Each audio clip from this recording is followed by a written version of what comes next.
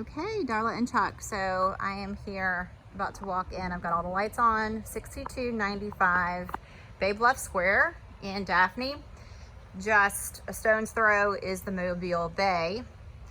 We've got a brick walkway, and then this is your wooden front porch, your entry light, front door. The exterior siding appears to be a concrete board. This home was built in '84 and it's 1782 square feet. You've got 3 bedrooms and 2.5 baths. So as I first walk in, this is a luxury vinyl planking flooring. It's definitely not one of the higher quality types, which makes sense because it was a rental property, so they wanted it to be economic. When I first walk in, of course, we saw the stairwell. This is a formal dining area. The light didn't work, but I've tried to get all my lights on. You've got windows up here. The agent did mention that there are windows at the rear of the living room that the seller has ordered, but I'm realizing she does not reference any intention of replacing any other windows. So just to help you get there, your bearings, all of your bedrooms are going to be upstairs. We just looked at the formal dining space. There's a hallway. We have the main living room here. And you've got 2-inch faux wooden blinds on most of the windows. I can definitely tell that these are all original windows. And honestly, a lot of them just look like they need to be cleaned. That is a wood burning fireplace, mantle. And then you've got sliding doors here that lead to this back deck area. You can see that those screens are there. Those doors, these are all original. My guess is that she was referencing these 2 windows. And aside from being dirty, they don't even appear to be any worse off than the other ones, but several do need to be addressed. Now you've got some staining here on the ceiling here. And it's hard to tell what that is from. It almost looks, I mean, there is a bathroom up there. It's not, the dimension of it doesn't look like it's a specific water stain, but maybe it was from another stain that just wasn't repaired properly and then water sat. I know I saw a few others, but so I'm gonna walk you around. Here you've got just a little bit of storage underneath the stairwell. And as we come around, again, there is your living room. We'll walk outside in just a moment. This is definitely low maintenance because, as I've said many times, this is a very small property. All of these homes are tight. You can see that that fence line there denotes where, actually the farthest end over there is going to denote the edge of your property because your AC units are sitting right over here. You've got 2, and I'll walk back there in just a moment. But that fence line you can see is the back of your property. We've got a hallway here, and this connects around to the kitchen, but first you've got a half bath here, and this is the only restroom for the downstairs area or for guests. There's your light fixtures, cultured marble vanity. All of these items seem to be original. And of course, as you can tell from the pricing, there's just a lot of cosmetic love that the home needs, a lot of scuffs and imperfections that over time have just been deferred in terms of maintenance. This is your thermostat. It does feel nice and cool in here. There are 2 AC units. Here you can see a patch job there. Doors are not on here, but this obviously is where your washer dryer go. And this sits next to another sliding glass exit out onto this small little deck area. And then I'll pan out, and this is your kitchen. So that would be a little breakfast nook area. And then you have an L-shaped kitchen countertop with the painted gray countertops. Stainless steel appliances all look nice and to be in good condition. As far as this countertop goes, this is just a Formica countertop that's had this faux finish added to it, and you know, sort of this DIY backsplash tiling that's been added. This tile looks nice. It looks like it was installed well. So again, this is going to be your kitchen area. And then that leads you back into the formal dining room where the entry door is. And off to the side here is a 2-car garage. So this is your garage space. Oh, look, there's one of our closet doors. That water heater is almost brand new. It's a 2019 model. So that is good in terms of components. And as you can see, just from the doors, this is just an example of kind of the condition that it's in right now and some of the work that's needed. So I'm coming back around, and now we've got this stairwell here with carpet the remainder of the way. And then there's your banister. All of this really just needs a good, well, I would remove the carpet, but a lot of it just needs some lipstick. At least I hope that that's all it needs. As we walk straight up, this is going to be your second bathroom. So we're here at the stoop, and I'm gonna just pan around again to help you get your bearings. So this is your front landing. You got your masters over here, a bedroom over there, and then bedroom right here. So I'll walk first into bedroom number 1. Here is the full pan around vision. And you've got just standard closet space. I will say that despite the need for fresh paint, at least the flooring is consistent downstairs and upstairs, and the paint colors are consistent. Out here is going to be the view from this bedroom.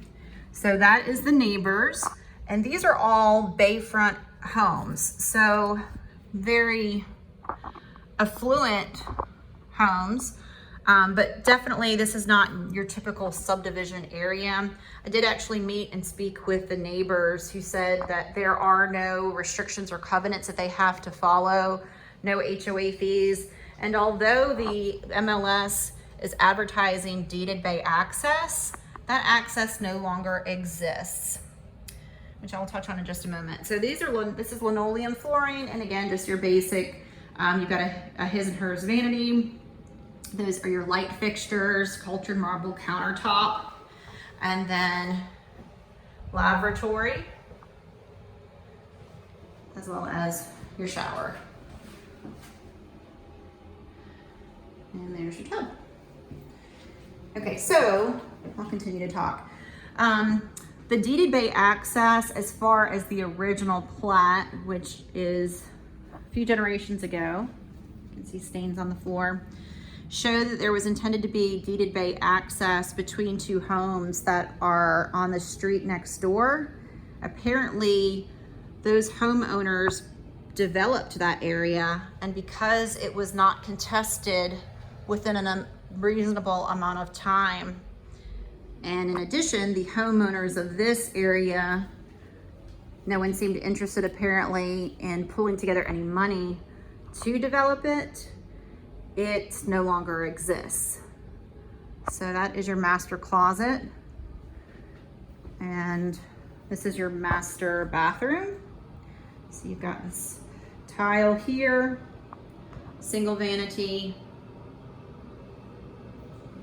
and at least the cosmetics are consistent, even though they are dated, which is normal because again, this home is priced for $200K. I anticipate that it will be pending very likely within the next few days, if not this week.